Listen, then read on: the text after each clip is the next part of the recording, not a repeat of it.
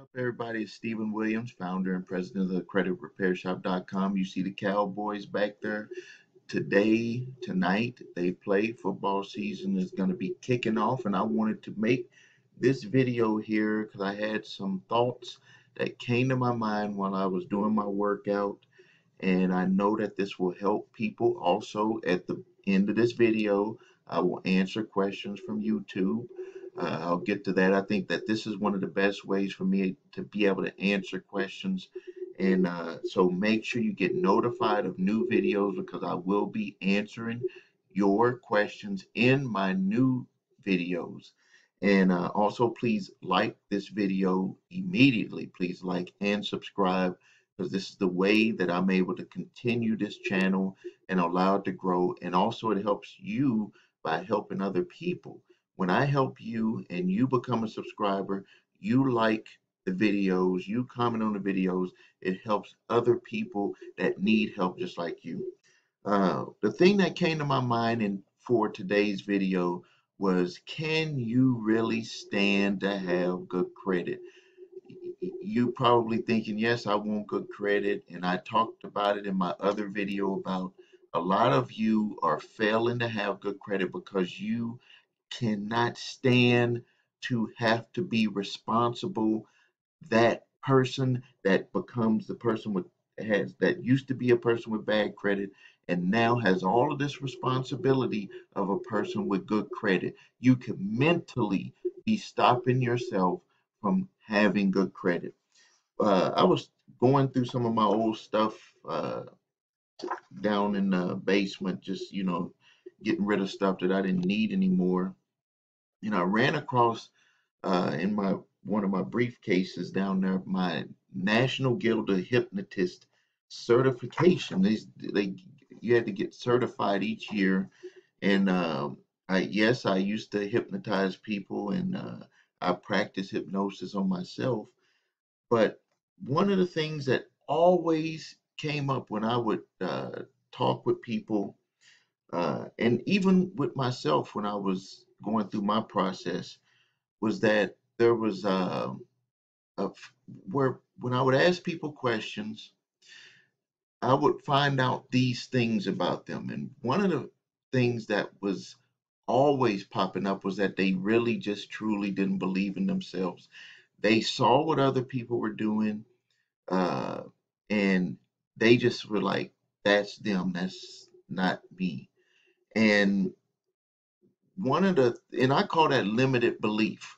When you believe that someone else has some type of power or education or that they're smarter than you. And one of the things that I had taught myself years ago is that you don't compare yourself to people. What you do is you do your best for yourself. And if you keep comparing yourself to what other people are doing, it's going to stop you from even trying to do anything because you're going to always be looking at what they have. I see that a lot with credit. Like when you hear the commercials and you saw online and you hear things about 725 credit, 750 credit score, immediately what comes to a lot of people's mind is like, I'm in the 400s or 500s or 600s. How am I going to get there? And then they start comparing themselves. And then here's the problem when you compare yourself to what someone else has, is that you never get to know the inside circumstances that allowed that person to get there. So when you try to do things to get to that 725, to get to that 750, and it don't work, you immediately either think that whoever was helping you didn't make it work, or yourself, you're just not worthy of it happening. When there's a lot of little bitty things that go in between something starting and something finishing. And that gets to my next point. A lot of people, and I admit I had this problem really a long time ago, is when you start something, you must finish even if you fail. If you start something, you must finish even if you fail. Because The only way that you're going to win is to start something and to finish it. And the more things that you start and the more things that you finish, the more wins you will have. But most people will start things and never finish. Soon as they run into a roadblock, they quit. Soon as something don't happen the way that they want it in the time that they wanted it to happen, they quit. They think that it has to happen a certain way. So if it don't happen that certain way, they quit. So never get out of the habit of starting things and not finish them. Even if you fail, if you start and you finish and you fail, you will see that the next time that you start something, the little bitty things that you didn't pay attention to on the last thing that failed, you will be able to complete or go further the next time. Not to say that you'll succeed, but you'll see that things will line up and that the more you start and finish all the way to the end, regardless, the more wins you'll have. The next thing is take full responsibility for your actions. Regardless if you're working with someone to repair your credit, to get you out of debt, you need to take full responsibility for what you have brought to the table. And then once you do that, you start working on what you need to do on your side. Now, some people get that confused when I tell them that is I say, okay, we're working on your credit. You need to work on yourself. And they're like, okay, I'm working on my credit because I gave it to you to work on. That's not what I mean. What I mean is that you need to start changing the habits that got you into that situation.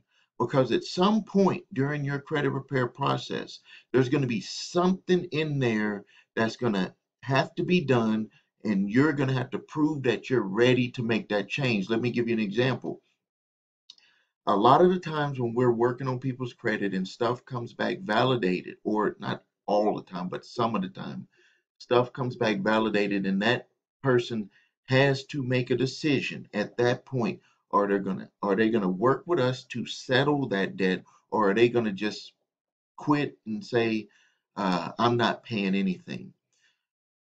Right there is, if you're thinking that way, then you're not ready to change to be a person with good credit because you're not taking full responsibility.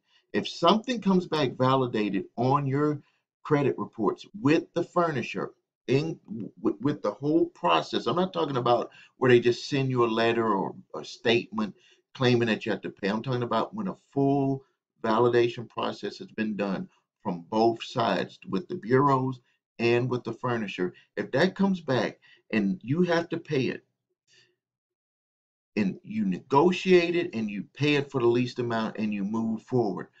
We've had customers, some that it could be a $50 bill, a $50 medical bill that they didn't pay, and they refuse to pay it.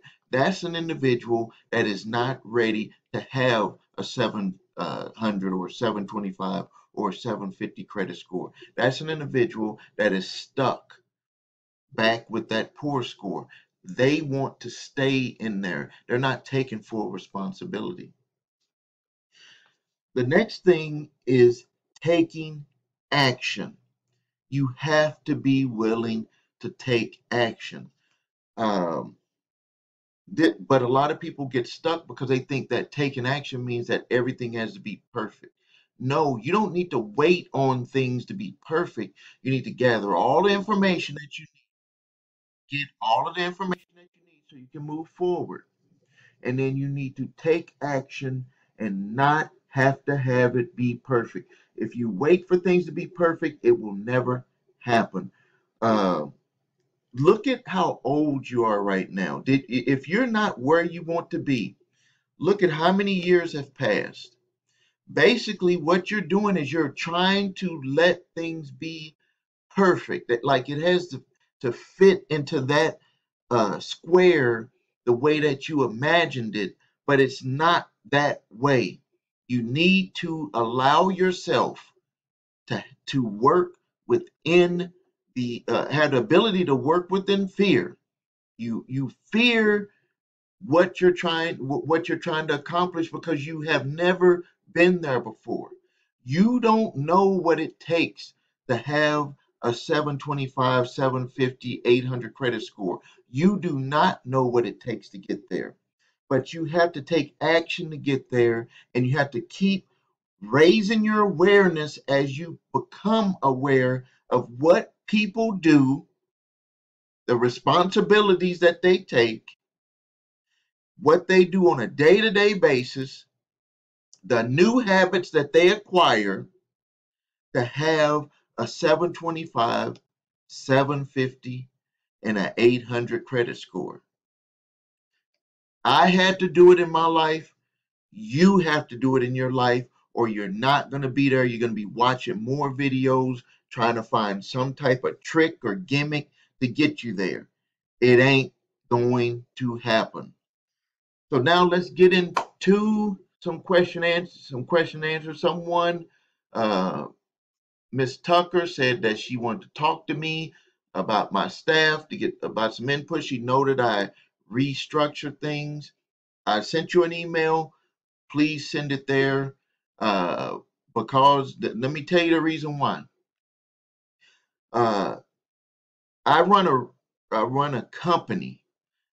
I run a payroll, and one lesson that I learned a long time ago is that information that I get, I need to get it in writing when it deals with anything with an employee.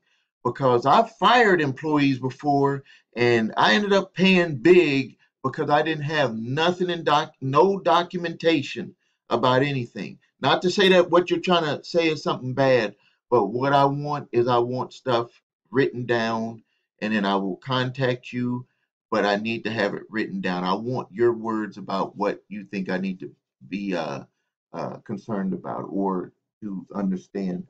The next thing, someone said, who in their right mind would listen to this guy? This goes into the limited belief.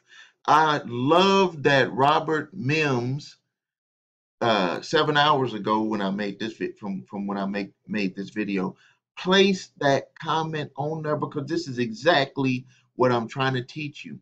A lot of people don't try to do things because they have limited belief in themselves. These types of comments don't bother me at all because I know who I am. You need to know who you are, and you don't need to let your friends and family and whoever else know that you're working on changing yourself. You need to do it. And then when you change and you have that 750 credit score, you have that 800 credit score, you have a better job, or you start your business, or you are making a lot of money, have a nice car, they're going to look at you and say, you changed. And you're going to be like, did I change or did I just believe in myself? Because that's what happened to me when I started making a lot of money. Friends, family, a lot of them were like, you changed. And I was like, did I change or did I become what I wanted to become? Then something else that might happen to you, because it happened to me, is that when you are a person who believes in themselves and don't get interrupted by people who make comments on YouTube that are supposed to make me start crying or something, when you become that person, people think that, whoa, this person controls himself. He doesn't react to what other people say. He doesn't fall and crumble and fall apart. That's how I want you to be. Because when you become that person who has that credit score, when you become that person who has that high income, high credit score, you're living your best life. A lot of people are going to try to knock you down. A lot of people are going to try to knock you down because they are going to be jealous, because they're going to say, you grew up just where we grew up, and how did you get to be here? They can easily see it if you were like a doctor, or became a lawyer, or became a sports person, something like that, where they can see the difference. Like you got educated more than me, or you got this big contract in sports or something, or you won the lottery. They can see that clearly. But what people can't see clearly is like someone like me that grew up regular and became very successful. And they're like, you're just like me. And how are you so far ahead of where I am? They just don't understand because I have deep belief in myself and I know who I am. Comments like this never affect me at all. They just blow right off. Okay, here's another one here. What happens if you get a phone call and you never got a letter? When you get the phone call, you ask them to send it to you in writing. I always talk about it that in my videos, and that's why I repeat myself in my videos. If you get a call from a debt collector and you never got a letter, you ask them to send it in writing, and then you start the process. Process step number one, from that letter, look at who the original creditor is, check your credit reports, see when that charge off happened. Uh, and then also check the stat. When you do that, you check the statute of limitations for your state for contract law and see when if that is even legal to be able to be collected. If it's not legal to be collected, you send them a letter, and below this video you can get that letter, statute of limitations letter. It's free below this video, and you send that letter to them notifying them that they cannot collect that debt. If it is within the statute of limitations, then you need to do a debt validation. And I have a letter that's also with this one here below. Get one of those two letters could potentially solve your problem with this.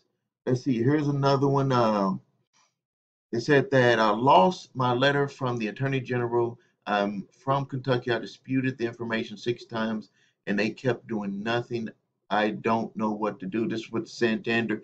You need to change it again. You need to change that over again. Your demand letter is missing something because uh, there are people right here on YouTube that didn't even use, they didn't even use the demand letter we have, and they were able to get it removed. So there's something about your demand letter that you're not stating. Someone said much value, thank you. I'll like that. Like all of these here. Uh, let's see here. Someone said if my account has been closed and still with the original creditor, and should I continue to pay or should I contact them for a discounted settlement and request deletion? I'll try to make big. Oh, they're trying to make a big ticket purchase. Here we go. This is a great example with this one. Yes, if it's still with the original creditor, you need to contact them to get that resolved. And this person stated, or she stated, that she's trying to make a big purchase, a car and a home. What do people that are responsible, that have high credit scores, that want to get nice cars, nice houses, what do? They resolve their credit issues one way or another. It's either disputed and it's not validated and it comes off, or it is settled because you want to be able to move on. That's filling those little bitty gaps that a lot of people or a lot of other credit repair videos and people that are putting stuff out there don't fill in the gaps. A person who has bad credit and a person who has good credit that has a nice car, nice home. The person who has bad credit that has unresolved issues does not just limit themselves to trying to just remove stuff by sending letters. Next step, phase 2 in my program, settle the debt so you can move forward sooner rather than later to get your nice car, your nice house, and to move up on your credit scores. Someone put here, thank you so much. Thank you. I like that video. Here's another person. I'm currently with a client. Oh, I'm currently a client with a judgment. I'm trying to find out if the case has been reopened. I was just ordered this year as a default because I knew nothing about the court date. Okay, what they're saying is that they had a judgment placed against her.